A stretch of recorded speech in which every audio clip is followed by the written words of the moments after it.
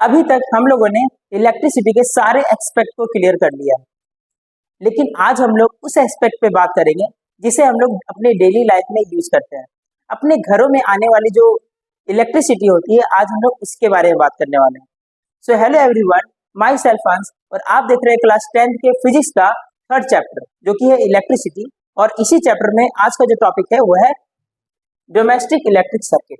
तो चलिए यहाँ पर हम लोग शुरू करेंगे और देखेंगे कि हमारे घरों में किस तरह से इलेक्ट्रिसिटी आती है और कैसे हम लोग इसके वायरिंग्स को करते हैं। तो चलिए देखते हैं। तो देखिए, डोमेस्टिक इलेक्ट्रिक सर्किट एक ऐसा सिस्टम होता है जिसके थ्रू हम लोग के घर में जो इलेक्ट्रिसिटी होता है वो सप्लाई होता है और हमारे अप्लायंसेस को बहुत ही सेफली तरीके से चलाता है। हम लोग अपने घरों में अपने अप्लायंसेस को चलाने के लिए जिस तरह से वायरिंग करते हैं, जिस तरह से सेफ्टी पर्पस को यूज करते हैं, वो सारे सिस्टम को मिलाकर डोमेस्टिक इलेक्ट्रिक सर्किट कहा जाता है। तो अब हम लोग यहाँ पर इसके डेफिनेशन को देखते हैं, फिर हम लोग समझते हैं कि किस तरह से जो पावर स्टेशन से जो इलेक्ट्रिसिटी होता है वो हमारे घरों तक पहुंचता है। अब हम लोग देखते हैं यहाँ पे कि इसके डेफिनेशन क्या है। देखो, the electrical wiring system by which the electricity is supplied from supply line to our appliances safely. मतलब कि जो इलेक्ट्रिकल वायरिंग होता है हमारे घरों में, ठीक है, जिसके थ्रू जो सप्लाई लाइन होता है वहां से इलेक्ट्रिसिटी हमारे घर तक पहुंचता है और हमारे अप्लायंसेस को सेफली ऑपरेट करता है। तो इस सिस्टम को, इस वायरिंग सिस्टम को ही हम लोग क्या बोलते हैं, डोमेस्टिक इलेक्ट्रिक सर्किट कहते हैं। ठीक है, चलिए समझ में आ गया। अब हम लोग यहाँ देखेंगे कि किस तरह से पावर स्टेशन में जो बिजली, जो इलेक्ट्रिसिटी वहां पे प्रोड्यूस होता है, तो वहां से जो इलेक्ट्रिसिटी होता है वो हमारे घर तक कैसे पहुंचता है।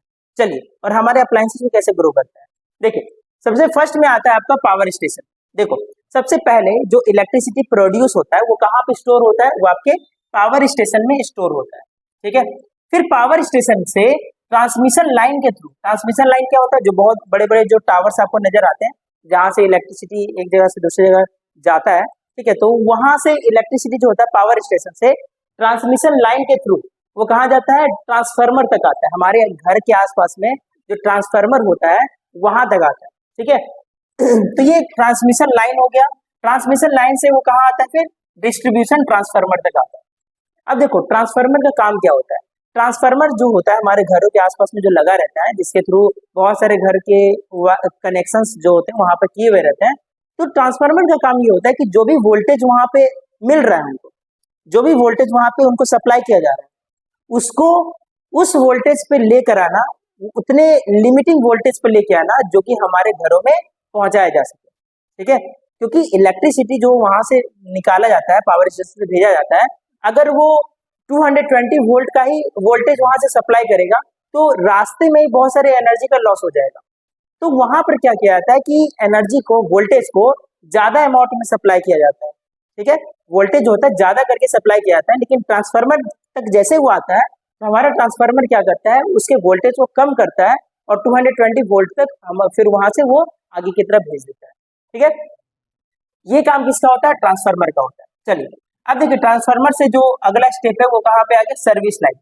देखो, हमारे घर के आसपास में जो भी सर्विस लाइन होता है, मतलब कि जो भी हमको सर्विस प्रोवाइड करते हैं, जिन्हें हम लोग पैसे देते हैं, ठीक है ना, वो क्या करते हैं, वो खुद से पोल वगैरह जो होता है वो लगाते हैं और वहां से जो इलेक्ट्रिसिटी होता है वहां तक पहुंचता है। ठीक है, फिर हमारे घर में जो एनर्जी मीटर होता है लगा हुआ, वो उस पोल से डायरेक्टली कनेक्टेड होता है। ठीक है, और यहाँ से इलेक्ट्रिसिटी हमारे घर के अंदर में मीटर में आ जाता है। देखो, यहाँ पे एक मेन स्विच लगा होता है जो कि पूरे घर के इलेक्ट्रिसिटी को ऑन ऑफ करने का काम करता है। ठीक है, अब देखो, इसके बाद वो कहाँ पे आता है, हमारे डिस्ट्रीब्यूशन बोर्ड में आता है, जो हमारे घर के अंदर जो बोर्ड वगैरह लगे हुए रहते हैं। ठीक है, वहां तक ये जो इलेक्ट्रिसिटी होता है यहाँ से यहाँ तक पहुंचता है। हमारे बोर्ड में एक दूसरा एमसीबी लगा हुआ रहता है जो कि क्या करता है, सेफ्टी डिवाइस के फॉर्म में वहां पे यूज होता है। ठीक है, हम लोग आगे के टॉपिक में डिस्कस करेंगे इसको। फिर यहाँ से जो डिस्ट्रीब्यूशन बोर्ड होता है, यहाँ से हमारे अप्लायंसेस तक ये जो इलेक्ट्रिसिटी होता है ये क्या होता है, पहुंच जाता है और फिर इलेक्ट्रिसिटी ग्लो करने लगती है। ये तो देखो आने का रास्ता हुआ। फिर जाने के लिए भी हम लोग इतना ही प्रोसेस करते हैं और एक दूसरे वायर के थ्रू हम लोग क्या करते हैं, उसको सर्किट को क्लोज बनाते हैं। आई होप आपको यहाँ तक समझ में आ गया। चलिए, अब हम लोग देखते हैं कि इसको वायरिंग कैसे की जाती है। अब हम लोग यहाँ पर देखते हैं कि जब हम लोग यहाँ पर सर्किट को बनाते हैं तो कौन कौन टाइप के वायर यूज करते हैं। तो देखिए, सबसे फर्स्ट वायर जो है वो है आपका लाइव वायर। हम लोग यहाँ पे कौन सा पहला वायर यूज करते हैं जो कि होता है लाइव वायर। इसे हम लोग फेज वायर भी बोलते हैं, फेज वायर। ओके, इसका जो कलर होता है वो रेड होता है और अभी न्यू इसका जो कलर निकला है वो क्या है आपका ब्राउन।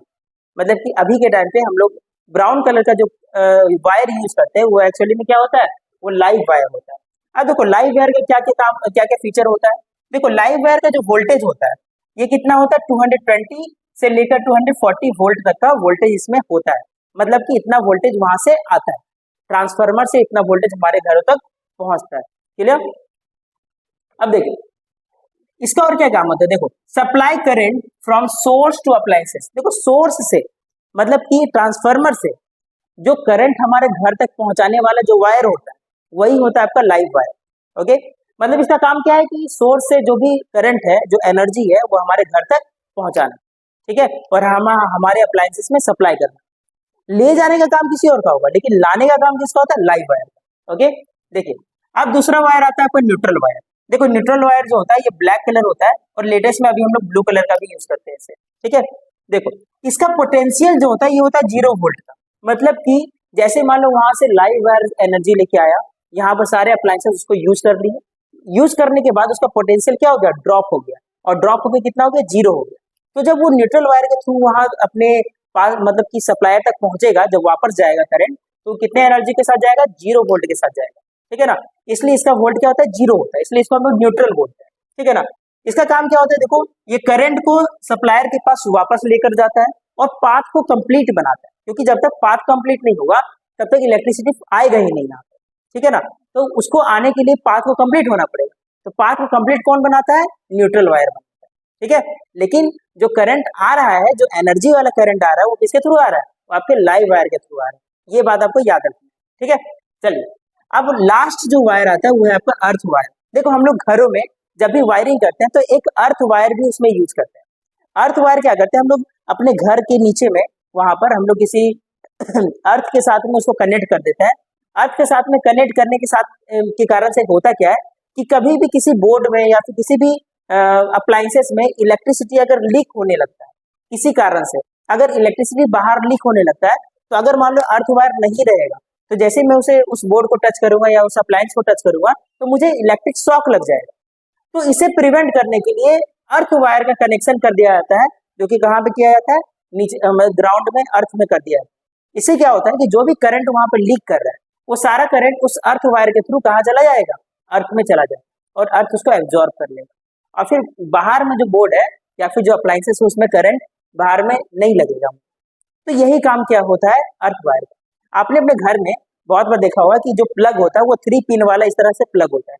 एक यहाँ पर होता है, थोड़ा सा बड़ा रहता है ये, और ये थोड़ा छोटा रहता है।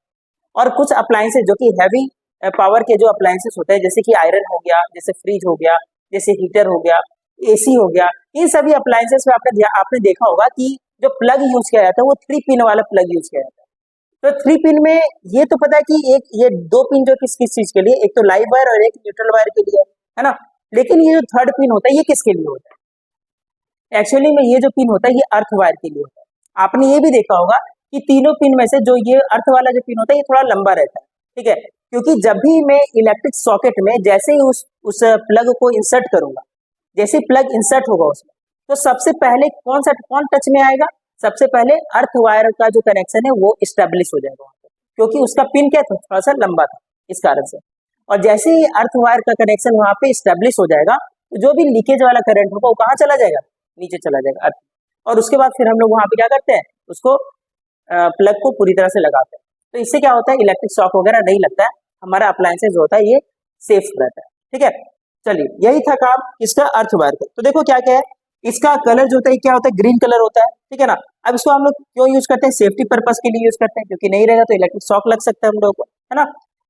Transfer leakage current to the earth, जो भी लीक कर रहा है करंट उसको कहाँ पे ट्रांसफर करना, अर्थ को ट्रांसफर कर देता है, ठीक है। बहुत बार आपने देखा होगा बारिश के टाइम पे हम लोग को किसी वॉल पे या किसी जगह पर हल्का मतलब कि झंझनाहट जैसा लगता है, मतलब कि हल्का करंट आया हुआ रहता है, वो अर्थ वायर के ही कारण से आता है, वो थोड़ा सा झंझनाहट के जैसा, ठीक है। जो अर्थ वायर होता है उसी में से थोड़ा सा करंट बाहर निकल जाता है, क्योंकि वाटर के कारण से, रेन वाटर के कारण से। चलिए आपने वायरिंग के बारे में सब कुछ समझ लिया यहाँ पे।